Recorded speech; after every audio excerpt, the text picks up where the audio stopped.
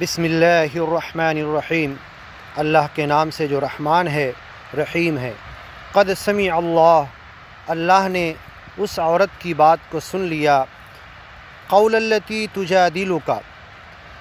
وہ عورت جو آپ سے جھگڑا کر رہی تھی، مجادلہ کر رہی تھی، آرگومنٹ بحث بازی کر رہی تھی، فی زوجہا، اپنے شوہر کے معاملے میں، وتشتکی الی اللہ، اور اللہ سے شکایت کر رہی تھی، واللہ یسمع تحاورکما، اے نبی محمد صلی اللہ علیہ وسلم، تمہاری اور اس عورت کی دونوں کی باتیں، دونوں کے ڈائلیگ بازی، دونوں کے آرگومنٹ، دونوں کی بحث اللہ سن رہا تھا۔ ان اللہ سمیع بصیر، اللہ سننے والا ہے اور دیکھنے والا ہے۔ الذین یظاہرون منکم من نسائہم، اے نبی محمد صلی اللہ علیہ وسلم، تم سن لو کہ اب اگر تم میں سے کوئی مسلمان اپنی بیوی سے زہار کرے اور یہ کہہ دے انتی علیہ کظہر امی، اے میری بیوی تو میرے لیے میری ماں کی پیٹھ کی طرح ہے، اس انداز سے اگر کوئی مسلمان طلاق دے دے اور کوئی عورت یا کوئی مسئلہ ایسا آئے پوچھنے کے لیے، تو اب اس کا حل اللہ قرآن میں آگے بتا رہا ہے۔ تو اللہ نے یہاں پر طلاق کی اس شکلوں کو بیان کیا جو مکہ میں اہل عرب میں سب سے ڈینجر طلاق مانی جاتی تھی، اور اس طلاق کے بعد کوئی رجوع کا تصور نہیں تھا، اور اس کے علاوہ جتنی طلاقیں تھیں بار بار طلاق دیتے تھے، بار بار رجوع کرتے تھے، جس کو اللہ نے 2 رجوع میں مقید کر دیا کہ اب تم اگر طلاق دو گے تو 2 مرتبہ رجوع کا حق ہے عدت کے اندر، اور عدت کے خاتمے کے بعد تمہیں عقد جدید ثانی اور ثالث کا حق ہے 2 مرتبہ، اس کے بعد عورت حرام ہوگی۔ اور اس کے علاوہ جب یہ لوگ زہار کے متعلق اہل عرب میں یہ دستور تھا کہ اگر کوئی یہ کہہ دے اپنی بیوی سے انتی علیہ کظہر امی، تو میرے لیے میری ماں کے پیٹھ کی طرح ہے، تو وہ ہمیشہ کے لیے حرام ہو جاتی تھی، اس سے رجوع کا کوئی تصور نہیں تھا۔ اب وہ جدا کر دیے جاتے تھے، ان کے ملنے کا کوئی تصور نہیں تھا۔ لیکن جب معاملہ ایسا ہی ہوا، ایک مسلمان عورت آئی اللہ کے رسول صلی اللہ علیہ وسلم کے پاس اور یہ کہنے لگی کہ میرے شوہر نے یہی جملہ کہہ دیا انتی علیہ کظہر امی، تو میرے لیے میری ماں کے پیٹھ کی طرح ہے۔ اب کیا ان کے کہہ دینے کی وجہ سے میں ماں ہو گئی؟ اور اسی بات کو اللہ نے سورہ احزاب میں کہا ان امہاتہم الا اللائی ولدنہم، ان کی مائیں تو وہی ہیں جنہوں نے انہیں جنم دیا۔ وَإِنَّهُمْ لَيَقُولُونَ مُنْكَرًا مِّنَ الْقَوْلِ، اگر کوئی اس انداز سے طلاق دیتا ہے، اپنی بیوی کو ماں کہتا ہے، تو یہ بڑی منکر بات ہے، اسے کوئی مان نہیں سکتا، ہر کوئی اس کا انکار کرے گا، یہ تسلیم کی جانے والی بات ہی نہیں ہے، یہ لغو ہے، بیکار ہے، عبث ہے، کل عدم ہے، اس کا کوئی تصور نہیں۔ کسی کو کہہ دینے سے کوئی منہ بولا بیٹا نہیں ہوتا، کسی کو کہہ دینے سے کوئی ماں نہیں ہوتا،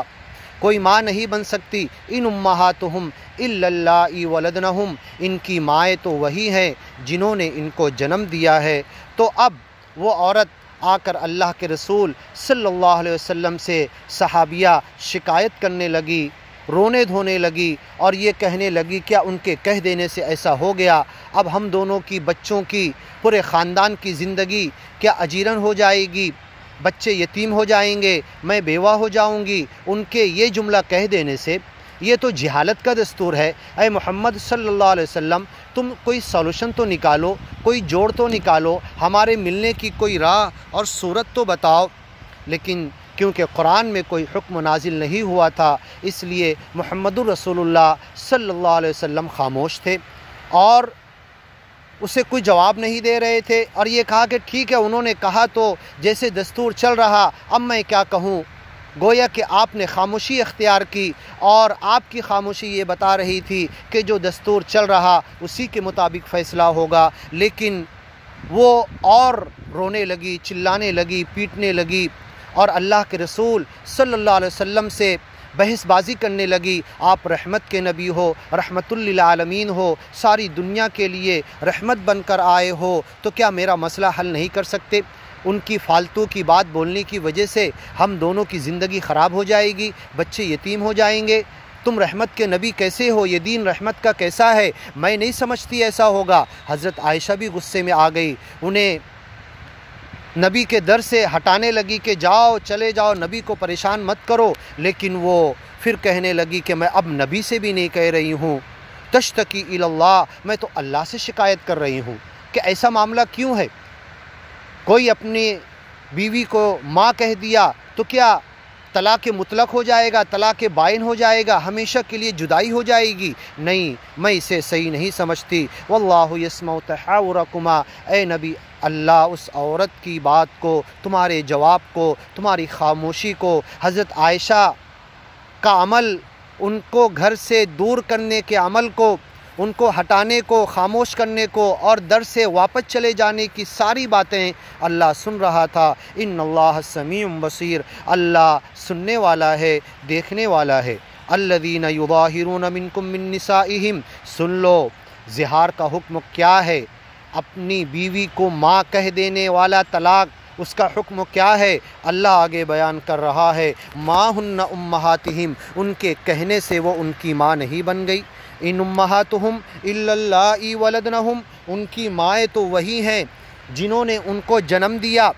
وانہم لیقولون منکرا، یہ بڑی انکار والی بات، بڑی غلط بات، بڑی گناہ والی بات، ایسی بات جس کا ہر کوئی انکار کرے، ایسی بات کہہ رہے ہیں، اس کا کوئی اعتبار نہیں۔ من القول وزورا، اور یہ جھوٹ بات ہے، گناہ کی بات ہے۔ وَإِنَّ اللَّهَ لَعَفُوٌّ غَفُورٌ، اور ایسا کہنے والے کو اللہ عفو گزر بھی کرنا چاہتا ہے، معاف بھی کرنا چاہتا ہے۔ اس کی آگے صورت دیکھو، راستہ کیا بیان کر رہا ہے۔ وَالَّذِينَ يُظَاهِرُونَ مِن نِّسَائِهِمْ، اب اگر تم میں سے کوئی اپنی بیوی کو اپنی ماں کی طرح کہہ دے، ثم یعودون، اور اس بات پہ پچھتائے اور کہے، سوچے کہ یہ کیا میں نے کہہ دیا، اور یہ اس انداز والا طلاق کا حل یہ ہے، فتحریر لما قالوا ثم یعودون، پھر وہ لوٹنا چاہتے ہیں، اس طلاق سے بھی رجوع کرنا چاہتے ہیں جس طلاق سے کسی رجوع کا تصور نہیں تھا، اس طلاق سے عود، لوٹنا اور رجوع کا تصور قرآن نے پیش کیا۔ تو جس عدت والے طلاق میں 2 مرتبہ رجوع ہے، اگر تکرار طلاق کی وجہ سے کوئی یہ سمجھتا ہے کہ لفظ منہ سے کہہ دینے سے اسی عدت میں کئی بار طلاق کہہ دینے سے کئی طلاقیں ہو جاتی ہے، تو یہ بھی جہالت کا تصور ہے۔ قرآن وقتت الطلاق ثلاثہ، قرآن میں طلاق 3 الگ الگ موقع پر ہے، 3 الگ جگہوں پر ہے، اور ہر طلاق کے بعد ایک پروسیجر ہے رجوع کا۔ رجوع نہیں تو عدت کے خاتمے کے بعد نکاح ثانی، عقد جدید ثانی اور ثالث کا، یہ 2 چانس ختم ہونے کے بعد عورت حرام ہو سکتی ہے۔ تو اس زہار کے جیسے طلاق میں اگر کوئی اپنی بات کو واپس لینا چاہتے ہیں، رجوع کرنا چاہتے ہیں، پھر سے میاں بیوی آپس میں میاں بیوی بن کے رہنا چاہتے ہیں، فتحریر رقبہ، یعودون لما قالوا، جو انہوں نے کہہ دیا بیوی کو ماں کی طرح، اس سے لوٹنا چاہتے ہیں، فتحریر رقبہ، تو ایک غلام آزاد کر دیں، من قبل ان یتماسا، دونوں ایک دوسرے کو چھونے سے پہلے،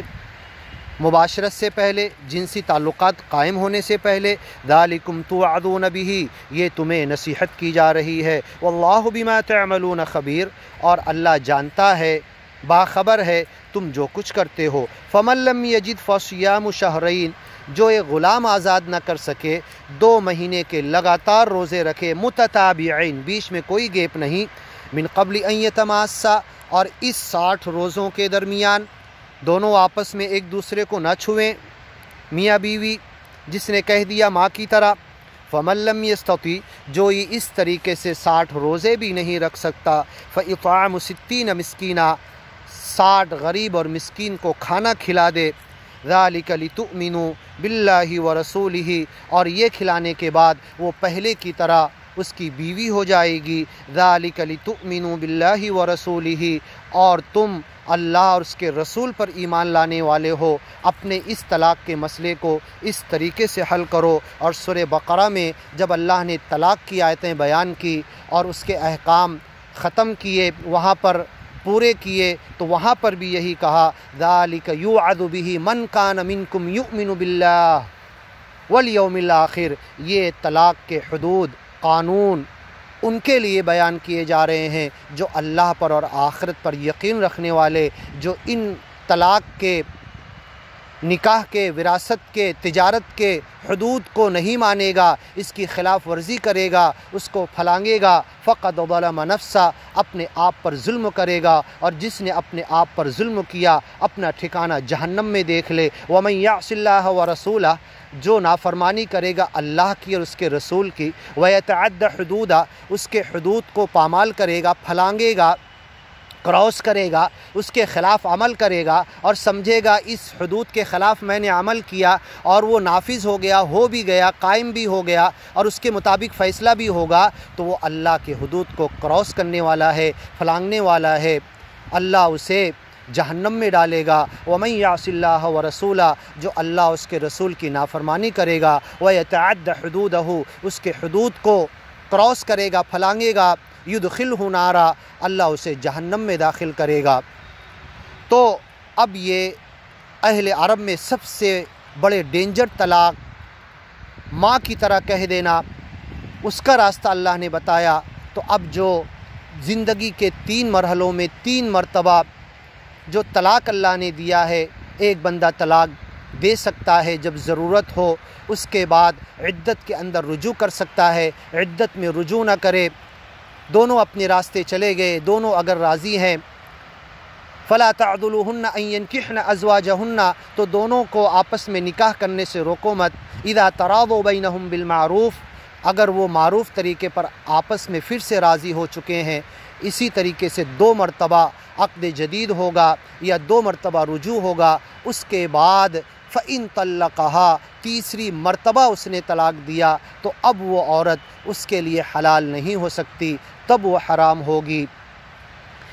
عورت نکاح کے بعد منکوحہ مدخولہ کے حرام ہونے کا یہی طریقہ ہے، اور اگر نکاح کیا چھونے سے پہلے من قبل ان تمسوہن، بغیر چھوئے، بغیر بدائی کے طلاق دے دیا، دونوں آپس میں ملے نہیں، فما لکم علیہن من عدہ، تو ایسے جوڑے کے لیے کوئی عدت نہیں، کوئی رجوع نہیں، کوئی عقد جدید ثانی اور ثالث نہیں، دونوں آپس میں جدا ہو سکتے ہیں، یہی ایک صورت ہے۔ اب اگر کوئی جو 3 زندگی کے الگ الگ مرتبہ زمانے میں طلاق دینے کو اللہ نے سورہ بقرہ میں بتایا ہے، کوئی یہ کہتا ہے کہ میں نے تینوں ایک ساتھ دے دیا اور یہ جہالت کرتا ہے، سمجھتا ہے، تو یہی معاملہ اللہ کے رسول صلی اللہ علیہ وسلم کی زمانے میں بھی پیش آیا تھا۔ حضرت عمر بھی بیٹھے ہوئے تھے، سارے صحابہ کرام تھے، ایک صحابی نے جو اپنی بیوی کو طلاق دے کر آئے، تکرار طلاق کو یہ سمجھ رہے تھے کہ جو 3 چانس اللہ نے قرآن میں طلاق کا دیا اور بیچ میں 2 رجوع کا، میں نے جو تکرار طلاق کی، بار بار لفظ طلاق کا ادا کیا تو تینوں طلاقیں ہو گئی۔ اس وقت حضرت عمر نے